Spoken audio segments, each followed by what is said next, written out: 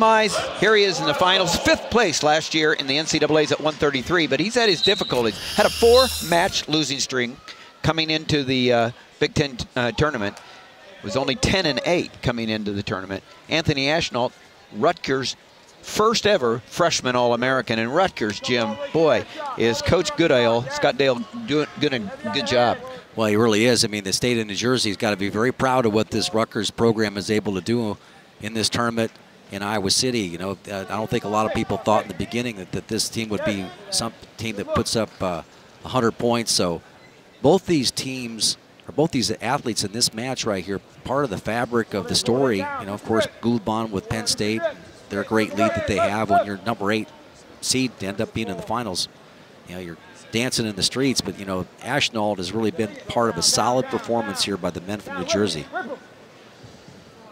Rutgers also did a great job this year at the rack, their facilities that they wrestle in. They did great crowds, and it's just really doing a lot for Eastern wrestling there, the eastern side of the Big Tens. You know, these guys go home in a week and a half. And the Nationals are just right across the river, so to speak, and they've got, you know, they're going to be back in their time zone. Both these teams will be, and can't wait to be a part of that environment at the NCAAs at the Madison Square Garden. That's March 17th and 19th, the NCAAs at Madison Square Gardens, New York City.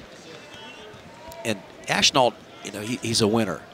4-time state champion. Both these guys are 4-time state champions, and they just have those, you know, winning styles. Maybe Gulibon a little bit more varied, but Ashnault really knows what he wants to do. He doesn't vary off of that stance there. He's going to keep his left leg forward most of the time. He's going to shoot that single leg. Very tough in the top position, and he can take you to your back when you try to ride him. Gulibon got to the finals by getting revenge for 2 losses earlier this year. Both his wins there against Micah Jordan, and then in the semifinals against Gaza from Michigan State. Both those guys defeated Gulibon earlier in the year. Gulibon trying for his first Big Ten championship. Second of 6 Penn State finalists.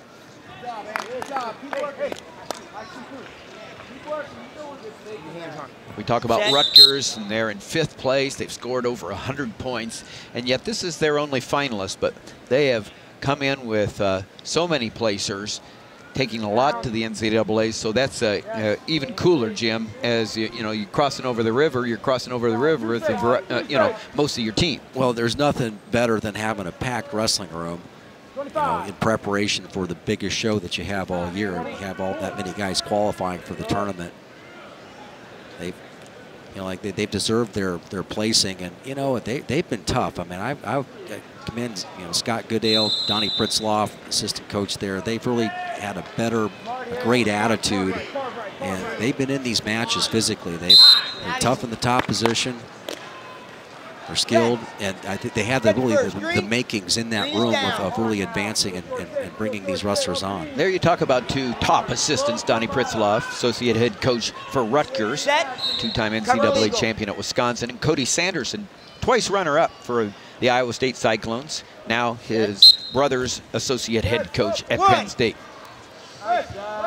You know, Gulibon, nice jump there on the start, and then Ashnault, he's got just a really strong grip, and so when you keep your elbows out like Gulibon is trying to do right now, and you give all that opportunity for Ashnault to be able to control those wrists, and he is superior at being able to roll and tilt, that trapped arm tilt right there, big tight waist.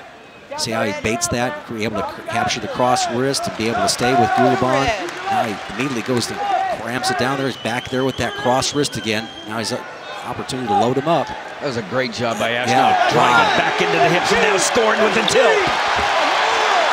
Ashnault with the grip you were talking about, Jim. Yeah, just the way, you know, the competition inside the competition was that who's going to be able to free those wrists, and Gulibon just stayed elbows out too long, and Ashnault was able to hold on to that. When he does do that, he just rolls guys over. And this is where probably the transition at this weight 4-point near fall. Got 4 counts, got the 4 points. The near falls are either 2 or 4, depending on the count. And so Ashnault, who came into this match 27-2, his only losses have come to Kevin Jack from North Carolina State and Tommy Thorne from Minnesota. And both those guys are guys that put up a lot of scrambles, and they're skilled in all areas, where Ashnault has just got one of those tournament styles. He finishes periods in the top position. Tough to score on. He can attack when he needs to. Cover legal. Important part of the match for Gulibon. Go to it. 4-0 lead with the 4-point near fall. Ashnault from the top position. Baited out again, but notice how he follows with good footwork. He's looking for that wrist. He's got it with the arm trap. Now he comes back. He's got him loaded up. One more time. Just excellent work there by Anthony Ashnault. Tremendous control there. Never let Gulibon get hip separation. Was able to take Gulibon to his back again for a 2-point near fall. And you saw where Gulibon was able to get to his feet, but he kept his wrist close to his waist. He was not able to fire back into him with his shoulders and get the hips away, and it made the difference. And I think a lot of that's just the anticipation of Ashnault.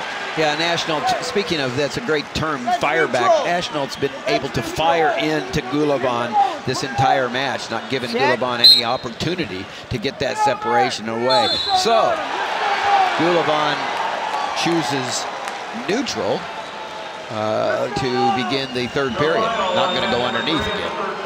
Their front headlock position. And, you know, this is a stage in the match right now. You've got a 6-0 lead, and you're into the 3rd period.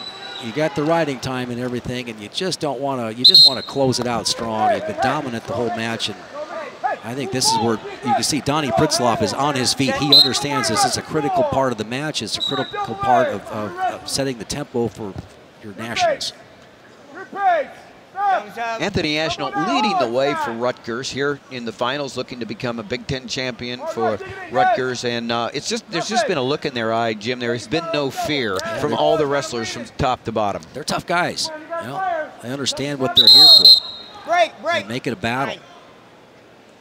Fingers. Stalemate. First one, guys.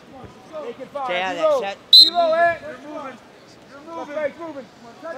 Here's your 133-pound order of finish. Corey Clark, of course, winning in overtime in Richards. And then 3 through 8, Taylor, Conaway, Montoya, Giraldo, DeJulius, Alexander, and Malone. There's your top 9 at 133, and they all qualify for the NCAA championships. 9 at 133. Look at that back arch there by Ashnault, being able to get the legs back. Now he's got the advantage position with Gulibon. Wrestle here. Center in. Staying in the mat, inside the circle, circling back in when he can. Again, you've been a dominant wrestler in one position. You know, one takedown really puts the icing on a Big Ten championship. Which would be Rutgers' first championship, I believe. And for individual, nice job. Look at the ankle there. Drive through for 2. Yeah, I tell you what, look, that's a good job by the corner at a critical time in this bout. You know, making sure that Anthony Ashnault was going to finish this match in prime fashion.